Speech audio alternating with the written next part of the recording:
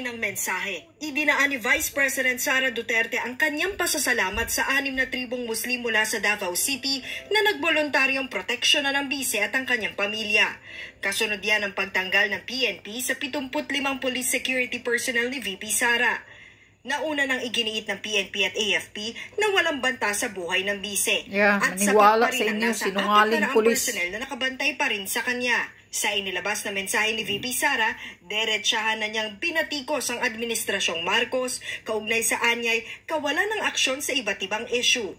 Ayon sa bise, ang Pilipinas ay pinamumunuan dapat ng mga taong may malasakit at kakayahang itaguyod ang malinis na pamahalaan. Pero ang Pilipinas daw ngayon ay pinamumunuan ng mga taong walang katapatan sa trabahong sinumpaan. Dapat din daw mayroong matatag na infrastruktura ang Pilipinas laban sa kalamidad. Yun nga lang, ang Pilipinas daw ngayon ay may gobyernong umaamin na wala man lang tayong flood control master plan. Pino na rin ang bise ang PhilHealth na kukunan pa ng bono para magamit sa mga bagay na walaan niyang kinalaman sa kalusugan ng tao. Pati ang Kamara, binatikos ni VP Sara. Sabi niya, mayroong mga kinatawan na imbes na magpasa ng makabagong batas, ay nagpupumilit pang sumausaw sa isyu ng iba. Nabanggit din ng bise na dapat naiintindihan ng mga mambabatas ang totoong sanhi ng kakulangan ng pulis kung ibabase sa populasyon. Isa raw itong kakulangang hindi masusolusyonan ngayon dahil sa patuloy na paglobo ng populasyon at kakapusan sa budget. Nauna nang sinabi ni Congressman Dan Fernandez na siyang chairman ng House Committee on Public Order and Safety na sobra naman talaga ang binawas na security personnel kay VP Sara. Lalo't meron pa namang natitirang 400 sundalong nakabantay sa bise. Pino na rin ni VP Sara mga airport official ngayon sa Pilipinas na tikom daw ang bibig tungkol sa banta ng seguridad.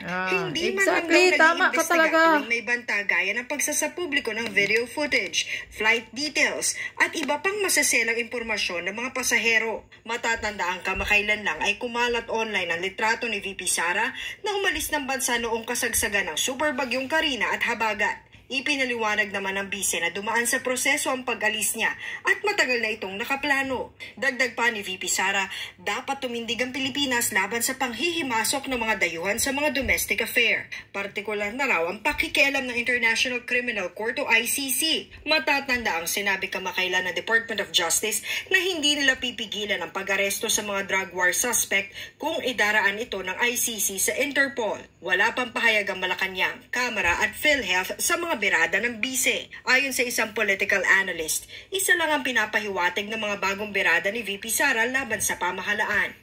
She really is trying to position herself as the voice of the opposition, advocating for systemic reform. I think this also serves to challenge yung legitimacy and effectiveness of the current leadership. Hindi rin daw maiiwasang isiping may kaugnayan ito sa nalalapit na 2025 elections. I think this is a part of the political strategizing and messaging of the Vice President. Sinasabi mo lang yan. Bakit? Kung magsasalita ba sa lahat ng mali, sa lahat ng kapalpakan ng Marcos administration ngayon, opposition na agad? Utak nyo lang yan.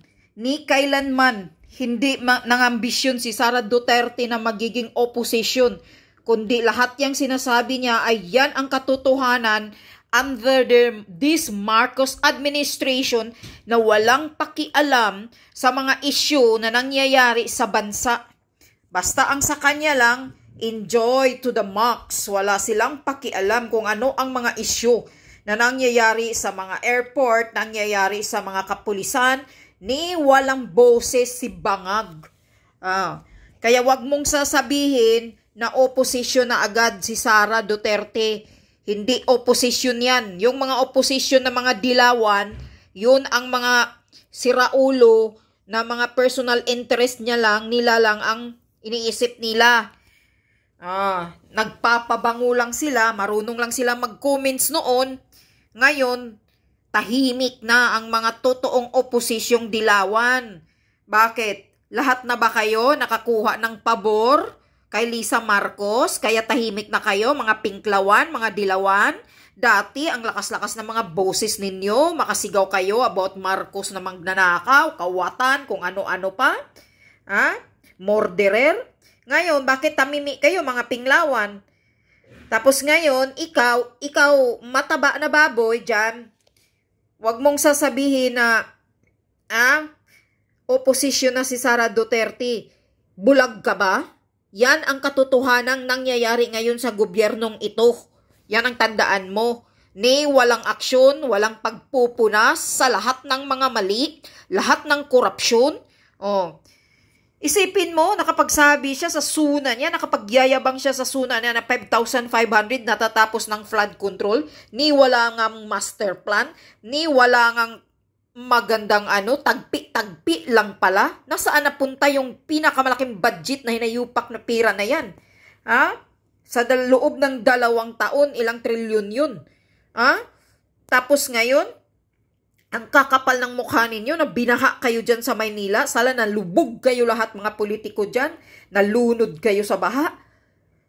Tapos humihingi pa, kinakaltasan nyo pa ng tag 50 pesos ang bawat military. Bawat mga men in uniform, kinaltasan daw ng tag 50 pesos para daw pantulong sa mga biktima ng nabahaan. Ang kapal ng mukha ninyo. Oh my God! Ito lang ang gobyernong ito, ngayon na ginagawa ng ganito, nagmamakalimos, kinaltasan ang mga military para iambag na itulong sa mga biktima. Bakit? Nasaan na ba ang pera? Nasaan ang pera sa flood control? Nasaan yung mga ibang budget na bilyonis ninyo? Na-deposito na ba ninyo sa mga offshore account ninyo according kay Maharlika? Si Tambaloslos, bumili na naman ng bagong bahay sa Forge Park. Ilang bahay na kaya nabili ng hinayupak na bahay, buhay-buaya na Tambaloslos na yan daw? Sabi ni Maharlika. Tapos yung mga military, pang-diskutsahan nyo pa, ang kapal ng mukha ninyo. Kung akong military, hindi ako magbibigay ng 50 pesos nga lang yan, bawat isang tao. Pero tandaan nyo, ilan ang mga men in uniform ng buong Pilipinas? Milyones din ang makukuha ng gobyerno sa kanila. Ilang milyon. Kapal ng mukha. Walang hiya kayo. Ang lahat ng sinasabi ni Sara Duterte dito, yan ang buong katotohanan. Kulang pa yan, Sara Duterte. Tirahin mo pa si Marcos Jr. Bulabugin mo pa kung ano yung ginagawa niya sa inyo. Yung pag-kumbinsi niya sa iyo ni kapatid niyang si Amy. Bulabugin mo na. Isasabi mo na ang katotohanan kung anong mga pinagsasabi ni Amy Marcos sa inyo. Kung ano ang pinag-uusapan ninyo. Kaya ka pumayag na maging Vice President ni Bangag. Sabihin mo yan sa publiko, BP Sara, para malaman ng buong Pilipino na ganun pala. Kasi marami din ang na-disappoint sa iyo noon sa pag-agree mo na magiging Vice President ka ni Bangag. Kaya ibulgar mo na, bulabugin mo na kung ano yung usapan ninyo ni Senator Amy noon. Kaya ka pumayag. Langhiya talaga. Itong gobyerno na ito ngayon, dapat kulang pa yan, Sara Duterte. Batikusin po pa ng todo-todo si Marcos Jr. para naman makapaghiganti ka sa ginagawa nila sa iyo. Pag-traidor nila sa inyo, mga Duterte. Yan ang tandaan mo. Mga walang hiya.